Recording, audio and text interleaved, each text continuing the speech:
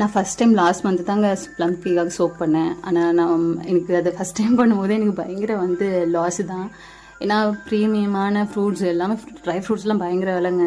அதே மாதிரி ரம்மு, அப்புறம் ஒயினு. ஏன்னா ட்ரெடிஷ்னலாக நம்ம பண்ணும்போது ஒயினை சேர்த்து பண்ணுவாங்க ட்ரெடிஷ்னலாக ப்ளம் கேக் பண்ணும்போது. ஸோ ஃபஸ்ட் டைம் பண்ணும்போது நம்ம எல்லாமே சூப்பராக பண்ணுவோம் அப்படின்னு நினச்சிட்டு நான் எல்லாம் சோப் பண்ணி எடுத்து வைக்கும் போது என்னோட கவனக்குறை தான் சொல்லணும். பிள்ளைங்கள சொல்லி ஒரு பிரயோஜனம் இல்லை. அப்படியே தட்டி விட்டு கீழே விழுந்து அப்படியே அந்த கண்ணாடி சாரெலாம் உடஞ்சி அந்த ஃப்ரூட்ஸ்லேயே கொட்டி போச்சு. அதனால் எனக்கு அதை எடுத்து வைக்க வழியே கிடையாது.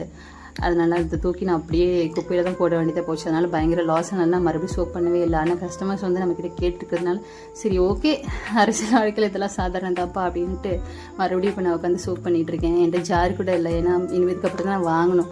சரி இப்போதைக்கு சோப் பண்ணிட்டு மறுபடியும் ஜார் வாங்கி இதை நான் அதில் மாற்றி வச்சுருவேன். நம்மளோட ஒரு சின்ன கவனக்குறைவுனால எவ்வளோ பெரிய லாஸ் என்னோட அடி நான் கற்றுக்கிட்டேன். டாடா.